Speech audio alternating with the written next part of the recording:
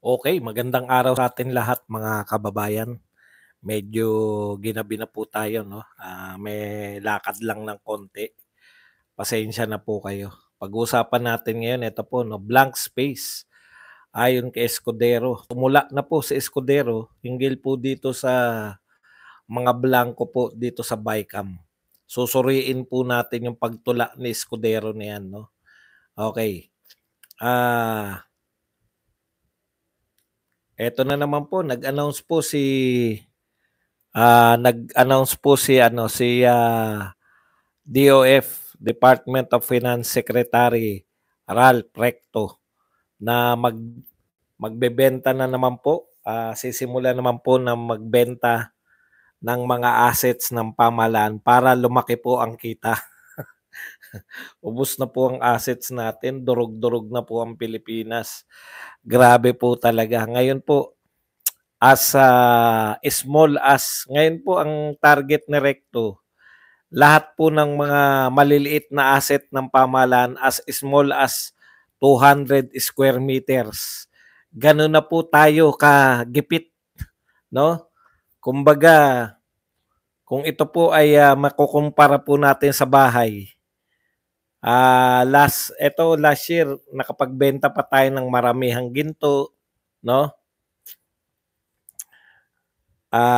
Malalaking lupain, may value pang mga binebenta katulad ng NAIA operation.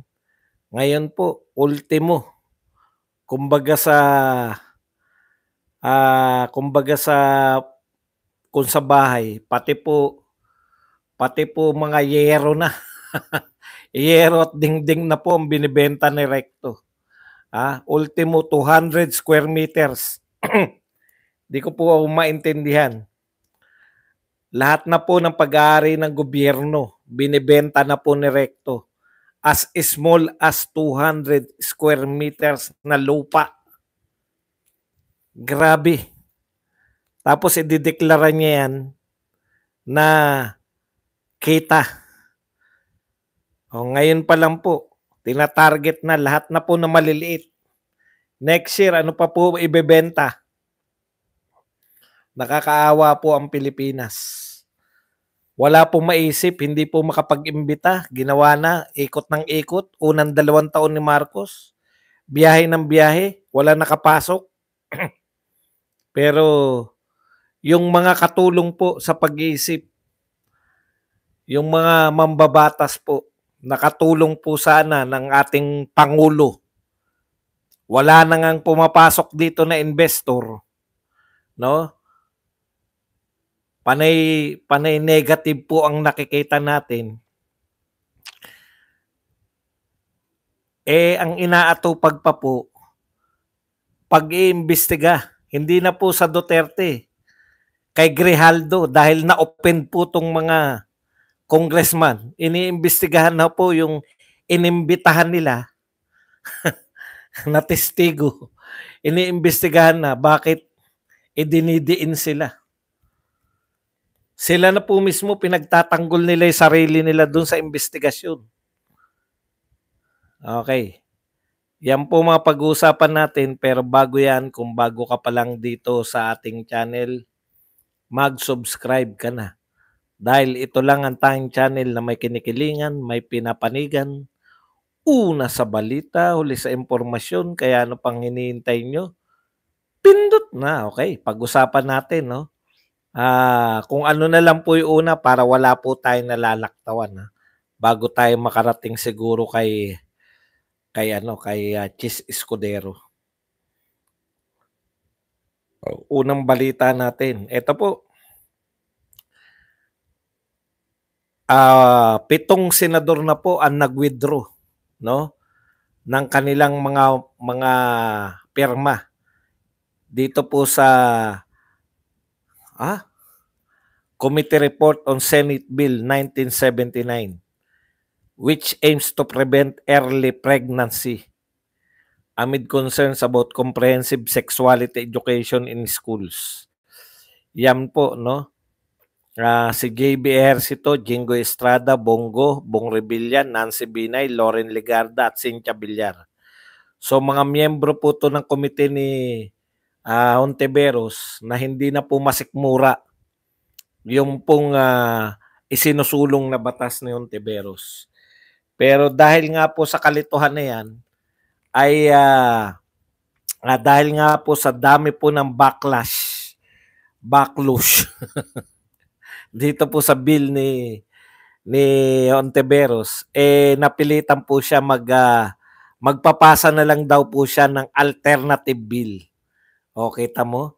Alam mo, Hontiveros, no? Yun po ay pag-amin na palpak yung bill mo. Bakit? Magpapasa ka ng alternative.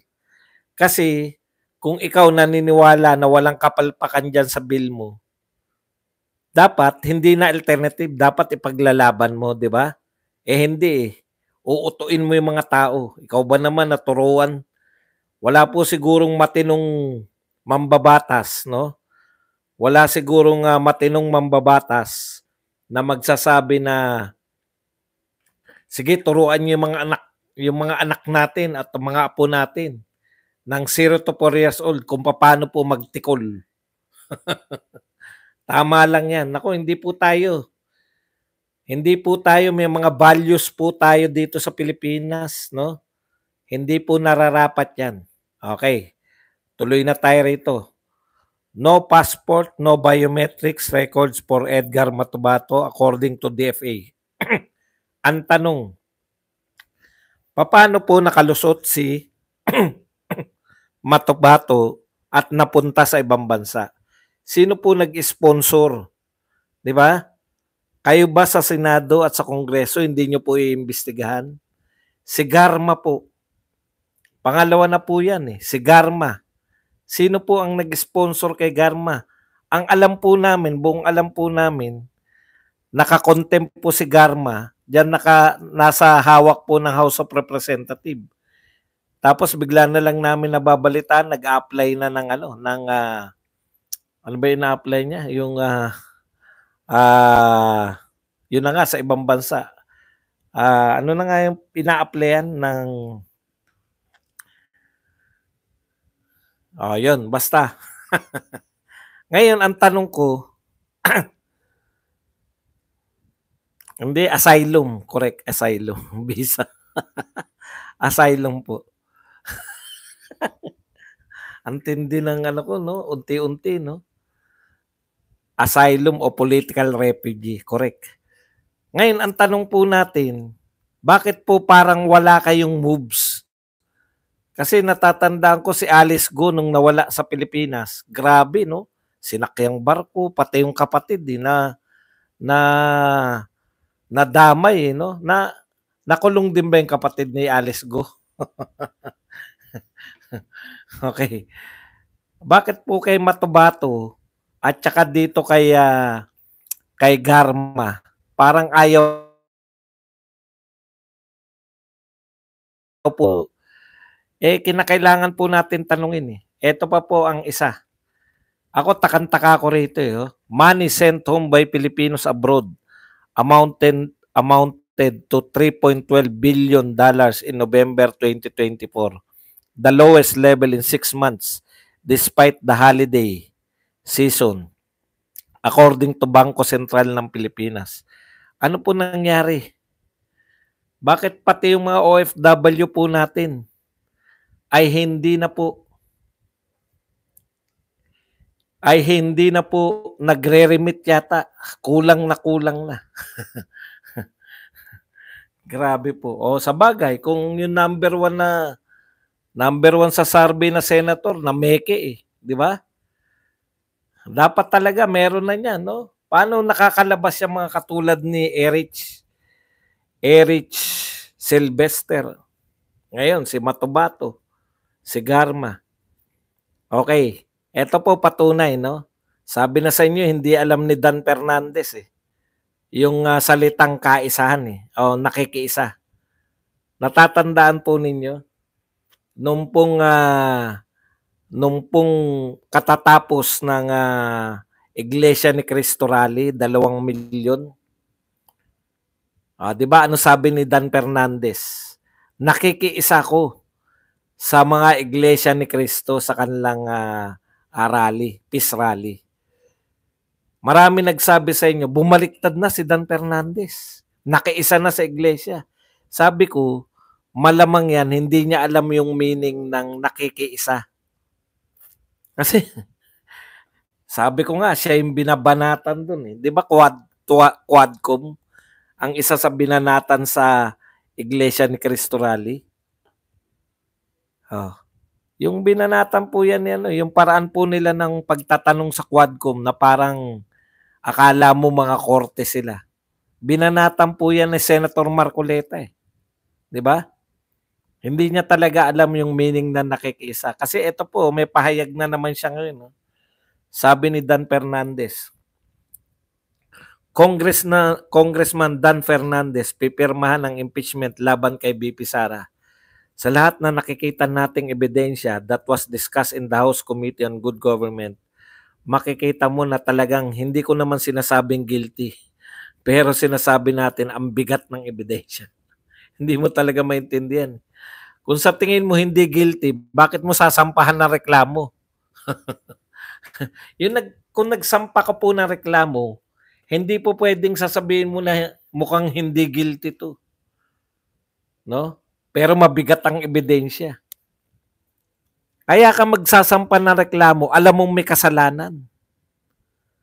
Hindi ka siguradong kung guilty o hindi. Hindi niya raw sinasabing guilty pero malakas ang ebidensya. Kulang kayo kay Escudero. Ngayon, pipirma ka sa impeachment. Tapos sabi mo nakikiisa ka sa rally ng Iglesia ni Cristo. Di mo nga talaga naintindihan yung meaning ng nakikiisa.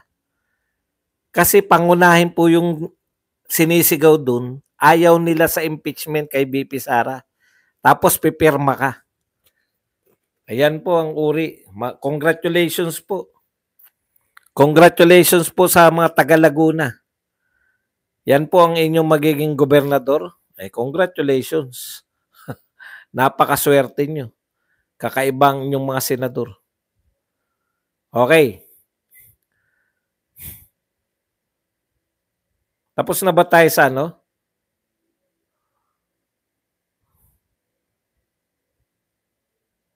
Ito po, yung auction, ipapa-auction po ni Rap Recto. Tignan nyo po to. Filipinos both at home and abroad could soon acquire government properties as small as 200 square meter lot as the guidance for privatization are set to be published, allowing anyone interested to submit purchase offers. Nako, delikado to, no? Paano po namin malalaman na pwedeng magbid? 200 square meters na ang binibenta. Magbebenta na po tayo ng mga assets natin na ang sukat ng lupa ay 200 square meters. Ganon po tayo.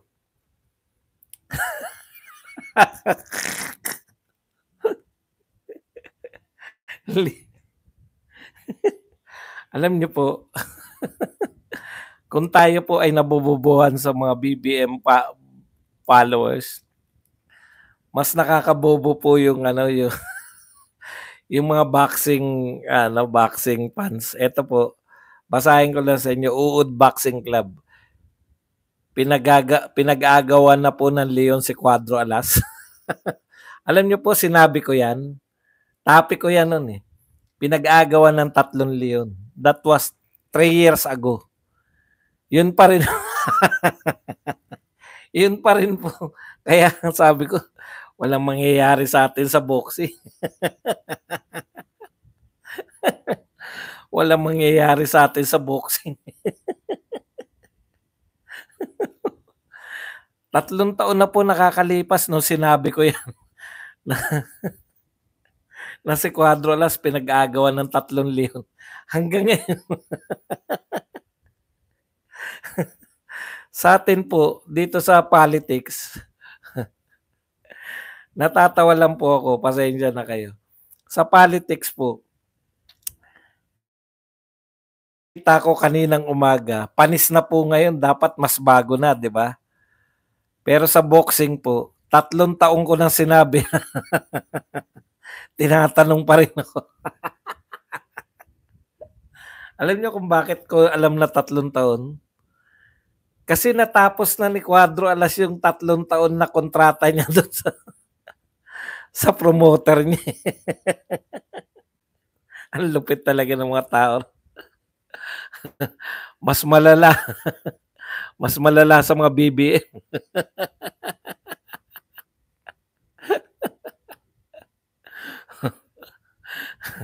Okay, tuloy po natin.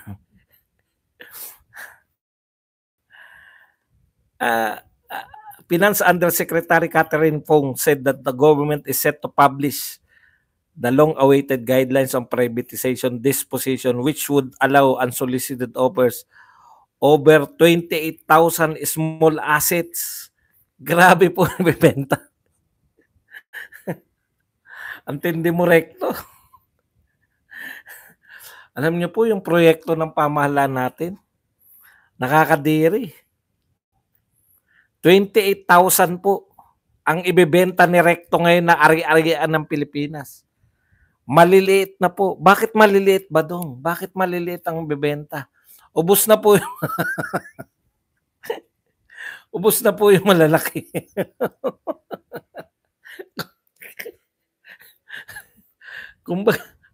Alam niyo yung kung may adik kayong kamag-anak, may adik kayong kapatid, adik na anak, adik na tatay o tiyuhin, alam niyo po, naibenta na po rep, naibenta na TV, naibenta na lahat ng appliances niyo. Puta, yero na po. Yero na po, tsaka hagdan ang binibenta.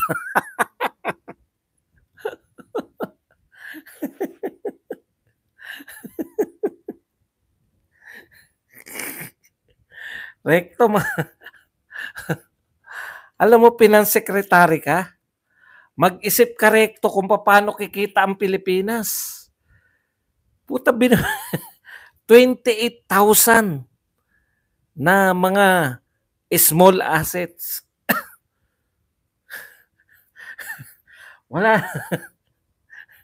Ang malupit niyan, pag naibenta yan lahat ni Recto, sasabihin ni Recto, record-breaking po tayo. Ang laki po ng kinita natin. Puta, kita tawag mo dyan. Nagbebenta ka.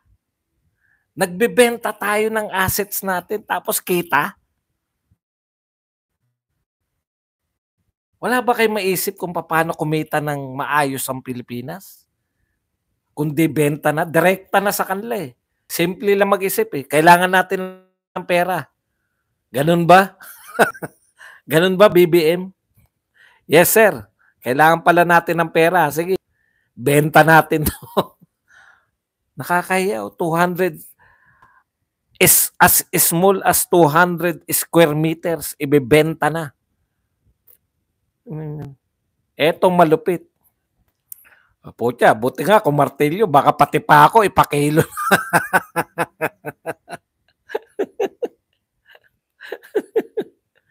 Mahirap talaga may adik sa pamilya, no? Totoo po yan, bubong po. Nakakita na po ako. Nakakita na po talaga ako. Binenta bubong.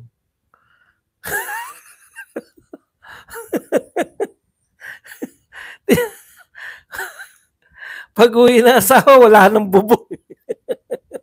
Binenta. Nakakatawa na. Nakakatawa na po ang nangyayari sa Pilipinas. No? Wala na po tayong ari-arian. 200 square meters. Basketball court. Malaki pa basketball court. Imagine niyo po yung ganun na kaliit. Mas malaki pa po ang basketball court doon. Sa ganung ibebenta. Grabe po talaga.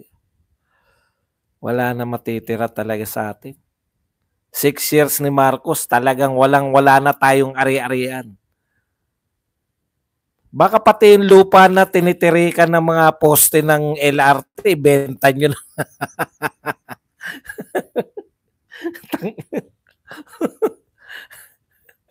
Puta, mamaya pinapalayas na LRT. Bakit nyo po pinapalayas si LRT? Nabili na namin yung lupang tinitirikan ng poste ng LRT. Ang tindi talaga nitong mga to, no? 200 square as small as 200 square meters. Anak ng pupa. Wala talaga tayo. Putya, mamaya may nagtatayo na sa EDSA ng mga subdivision sa gitna ng EDSA. Nabenta na pala.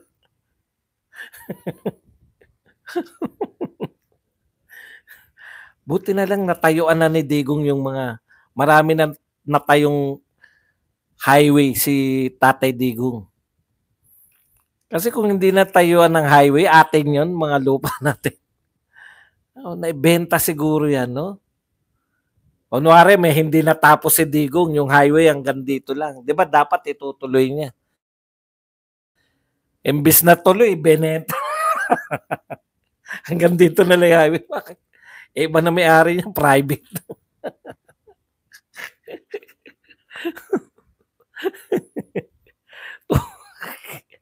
Nagulat talaga ako, 200 square meter. Alam pa nila kung gaano karami. 28,000 small assets. Small assets na po ang binibenta. Putya, matindi talaga to. Kaya hindi po ako magtataka, pati highway natin na tindi nyo. Tapos, ang malupit pa niyan, pag nag-report si Recto, putan, laki ng kinita natin. Kinihitan tao. Pero ito po ang problema. Karamihan daw nito ay nasa probinsya. O, alam nyo na. Sino kaya makakabili niyan? Eh di yung nakakaalam lang. Sino kaya nakakaalam niyan? Anak ng pupa. Kaya pag may biglang, di ba marami po tayong pari na mga lupain, baka yung mga kagubatan, kabundukan, putya, naibenta na rin lahat yan. Sa probinsya raw ito matutuklasan eh. Tanong nyo po kung sino makakabili niya mga yan.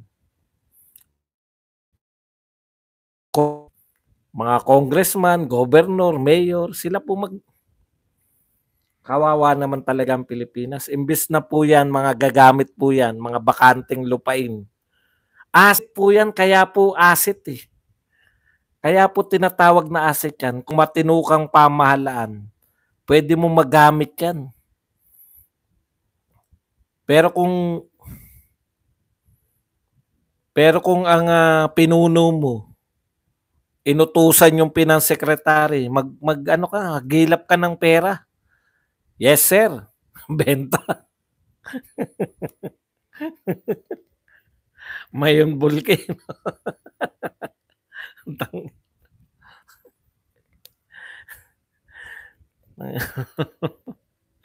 Dinadaan ko lang po sa tawa pero nanggigigil po ako. Hindi ko maintindihan rin bakit ako natatawa. Parang ang saklap, no? Ang saklap po. Tapos, trilyon po ang pinag-uusapan na budget. Trilyon. Grabe. Mahabag naman kayo. Magtira naman kayo sa susunod na Pangulo. Baka ang susunod, mangungupahan na lahat. Puta, nangungupahan. Nangungupahan, halimbawa, no? Nangungupahan na po ang City Hall ng ganitong lugar sa yung may-ari, dating mayor. Hay, nakapo. Okay. Punta na po tayo rito sa ating pinakapangunahing topic ngayon. Tumula na po si Chis Escudero tungkol po dito sa Blanco. Na-establish na siguro natin na Blanco, may mga Blanco dyan sa no. Pero syempre hindi aamin niya si Chis Escudero at matagal niyang pinag-isipan yan. Ito po ang pahayag ni Escudero. rejected claims. There were supposedly items in the 6.3 trillion at General Appropriation Act 2025 that were left blank. Alam nyo, gastado na yan eh. Hindi nyo na mapapaikot yung tao. Natural, wala sa JA. Wala naman nagsabing nasa JA. Okay. Ito po. Pakinggan po natin ang mga tula ni Escudero. Kumpleto ang batas. Walang blanco. Gawin nga natin yung mga tula. Sasaliw ng tulain ng mga manunula. Kasi parang tumutula. Kaya lang yung tula niya, isang ganun lang. Gawin nating tula. Dati kasi nakikinig ako ng balagtasan. Tignan natin kung pwedeng ibalagtasan itong mga sinasabi nito. Kumpleto ang batas na yun. Walang blanco. Walang kulang yung amount. Nagsuma-suma. Pwede. Kumpleto daw. Wala naman po nagsabi na kulang-kulang yung JA. Di ba? BICAM po yun. Tuloy natin. Unawain po ninyo ang budget ay may humigit kumulang 200,000 linya na may nakasulat na pamagat, titulo, proyekto at amount. Hindi yung ganoon kasimple na gawain o ginagawa. Escudero, sabi mo kanina, kompleto ang batas. Walang problema sa batas, JA. No? Ang sinasabi natin na may blanco, BICAM. Okay. Pero, sa isang banda, pinapaunawa niya. Unawain po ninyo, ang budget ay may higit kumulang 200,000 linya na may nakasulat na pamagat, titulo ng proyekto at amount. Hindi yun ganun kasimple na gawin o ginagawa. Ayan, correct. Mahirap po yan para sa amin. Tandaan nyo po mahirap yan. Halimbawa si Badong, hindi tayo sanay. Hindi tayo sanay tumingin ng budget. Mahirap talaga sa akin yan kasi hindi ko trabaho yan eh. Pero kayong mga senador, lalo ka na Senate President ka, pwede kayong mag-hire ng mga adik sa numero. Pwede kayong mag-hire ng staff, tagabasa lang ng budget. No? Huwag mo kaming paandaran na huwag mo kaming paandaran na mahaba, maraming pages, mahirap. Alam nyo yan. Sige. Kaya, ang isa, kung mapapansin nyo, yung pinakita nilang unang kopya na may pirma ako. Kasi ang nakikita ko ngayon, wala na akong pirma. Kaya hindi ko alam kung saan galing yan. Di ba? Ayan na. Sinisimula na tayong lituhin ni Escudero. Magaling po yan eh. Maghabi-habi eh. Pwede mo nga tulain mga sinasabi. Kaya ang isa, kung mapapansin ninyo, yung pinakita nilang kopya na may pirma. Ako, kasi nakikita ko ngayon na wala akong pirma. Kaya hindi ko alam kung saan galing yun. Diba? Pwede mong itulay. Minamagic tayo ng kanyang pananalita. Kanina po, panlito talaga eh. Kanina sinasabi niya, walang blanco. Kompleto ang batas, walang blanco. Kompleto ang batas na yun, walang blanco. Walang kulang yung amount, nagsuma-suma. Ayan.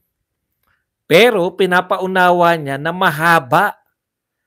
200,000 linya. May nakasulat na pamagat, titulo, proyekto, amount. Hindi yun ganun kasimple na gawin o ginagawa. Kaya nga po kayo, pwede kayong mag-hire na yun lang yung trabaho. Linyahan. Di ba? Huwag nyo kayong papaandaran. Pag si Badong yan mag-isa, Mahirapan talaga. 200 linya eh. 200,000 linya eh. Meron kang staff eh. Di ba? Tagabasa eh. Huwag nyo kaming paandaran yan. Okay. Kaya, lituhan eh. May nakita nga ako, yung pinakita nilang unang kopya, may pirma ako. Kasi ang nakikita ko ngayon, wala na akong pirma. Aba, may dalawa siya nakikita. Kaya hindi ko alam kung saan galing yun. Saan daw galing. Okay. Nevertheless, he said copies of bicameral conference committee report can never be subjected to questions of unconstitutionality. Okay. Kaya tinitignan niya, dito wala akong pirma. Dito may pirma ko. So, ano po ang ibig niyo sabihin? Kung sa isa wala kayong pirma, sa isa nakapirma kayo, ano po ibig sabihin nun? Wala talagang pinapirmahan ng blanco? O meron? Yun po ang box ko ba talaga? Oh, 'di ba? Nanlilito na siya. Okay. Pero daw